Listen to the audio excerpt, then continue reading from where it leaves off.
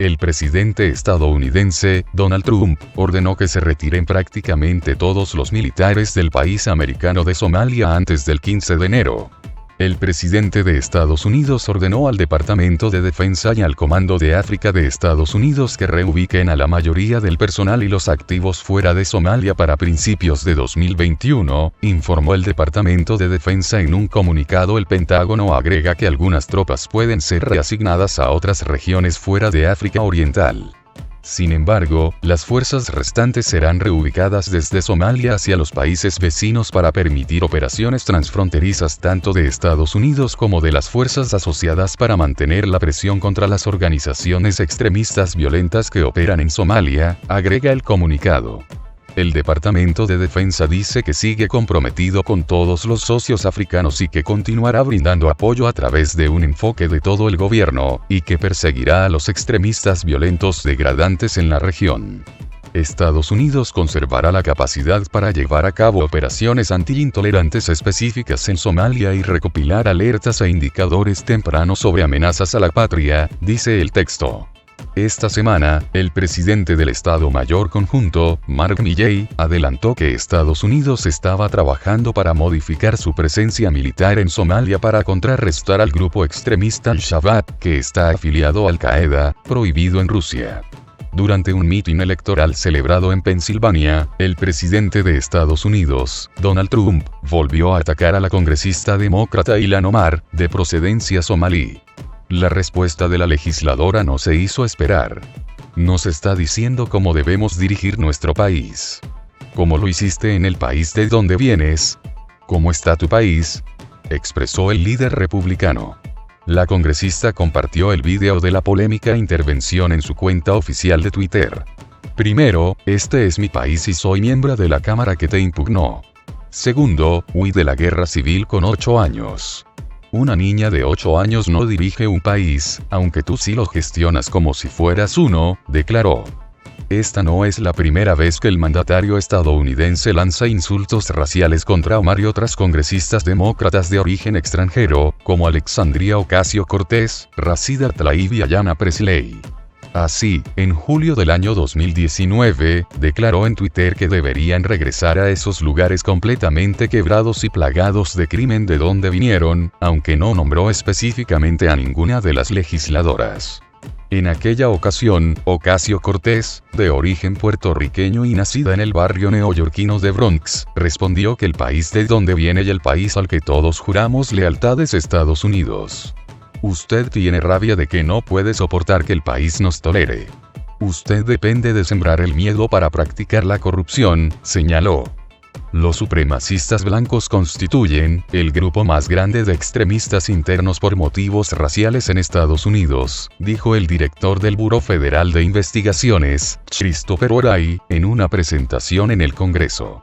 Dentro de la categoría del extremismo doméstico en su conjunto, el extremismo violento por motivos raciales es, creo, el mayor dentro de ese gran grupo. Y dentro de los extremistas violentos por motivos raciales, la gente que se atribuye algún tipo de ideología de supremacía blanca es ciertamente la mayoría, dijo Wray ante el Comité de Seguridad Nacional de la Cámara de Representantes. El funcionario añadió que la violencia por motivos raciales ha sido responsable de la actividad más letal en Estados Unidos durante los años anteriores. Sin embargo, este año los ataques mortales de extremismo doméstico se enmarcan dentro de la categoría de antigubernamental y antiautoridad, que abarca desde de anarquistas a milicianos. A principios de este mes, la exfuncionaria del Departamento de Seguridad Nacional, Elizabeth Neumann, dijo a la Radio Pública Nacional que la administración del presidente Donald Trump está creando condiciones que pueden permitir que el extremismo de derecha se expanda en el país, debido a la retórica del mandatario y su negativa a condenar a esos grupos. Neumann agregó que Trump no se siente cómodo hablando sobre absolutismo interno, a menos que sea en referencia a los grupos de acción antifascista, conocidos como Antifa, y los disturbios y saqueos asociados con él durante las protestas contra la injusticia racial desarrolladas este año. La funcionaria también dijo que la amenaza del absolutismo interno en Estados Unidos no proviene de los Antifa, sino de movimientos de extrema derecha, como Boogaloo Boys o Qanon. El movimiento palestino Hamás no apoya el acuerdo del siglo promovido por Estados Unidos para lograr la paz entre israelíes y palestinos, declaró el jefe político de Hamás, Ismail Haniyeh. Hamás no acepta el acuerdo del siglo, dijo durante su reunión con Konstantin Kosachev, el presidente del Comité de Asuntos Internacionales del Senado ruso. Haniyeh resaltó que Rusia siempre ha prestado todo tipo de ayuda a Palestina. Quisiéramos agradecer a Rusia su apoyo histórico al pueblo palestino y Rusia es el país, gracias al cual se mantiene el equilibrio en la región, afirmó el líder de Hamás. También dijo apreciar que Rusia no comparte la postura de Estados Unidos, que considera a Hamás una organización violenta.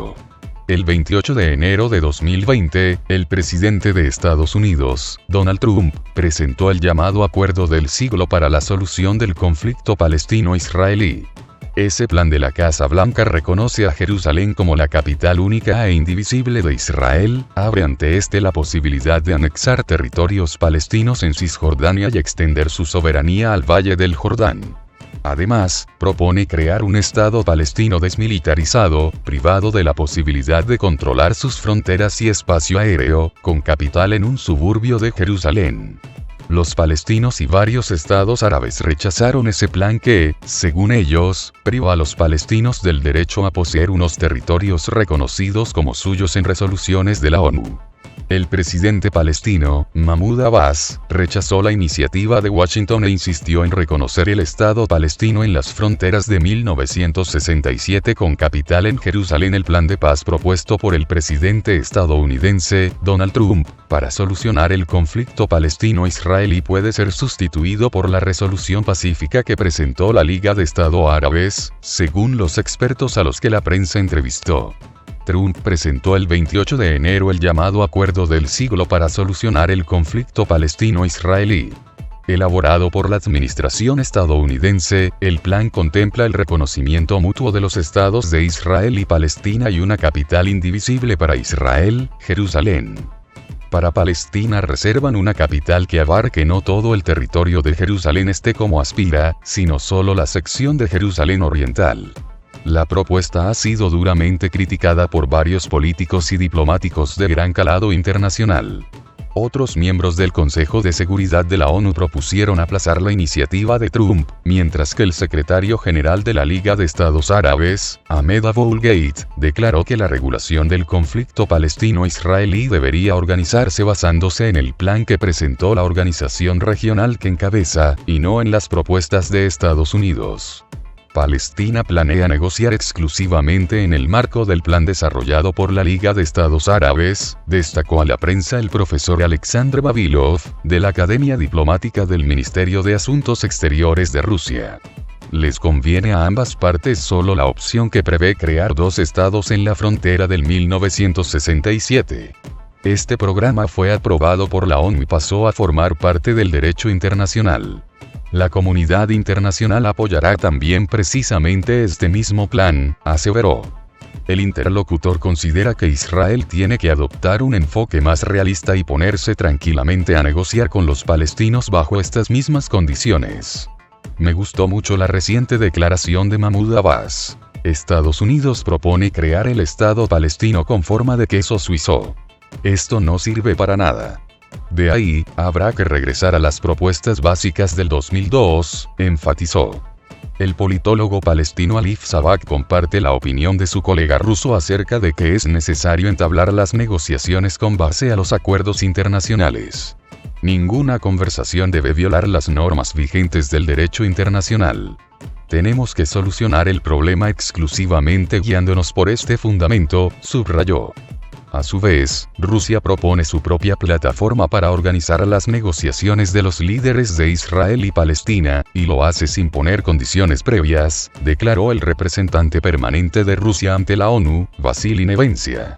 Al tener en cuenta que Palestina no confía por completo en Estados Unidos, Babilov está seguro de que Moscú es el único sitio donde ambas partes involucradas en el conflicto pueden empezar a dialogar en condiciones de igualdad. Moscú se convertirá, tal vez, en el sitio ideal para las conversaciones palestino-israelíes porque tanto Mahmoud Abbas como Benjamin Netanyahu ven en Moscú a un socio. Es importante para un intermediario que ambas partes confíen en él, declaró. Sin embargo, Alif Sabak no se mostró tan optimista al respecto. Israel no entablará un diálogo fuera del plan de Trump bajo las circunstancias actuales. Vemos que Rusia está lista para convertirse en el eslabón vinculante entre nosotros y los israelíes. Palestina aprecia esta intermediación. Pero no estoy seguro de que la parte israelí se ponga de acuerdo para llegar a Moscú en condiciones completamente nuevas y a la luz de los intentos de Estados Unidos por impulsar el acuerdo del siglo en el escenario internacional, destacó.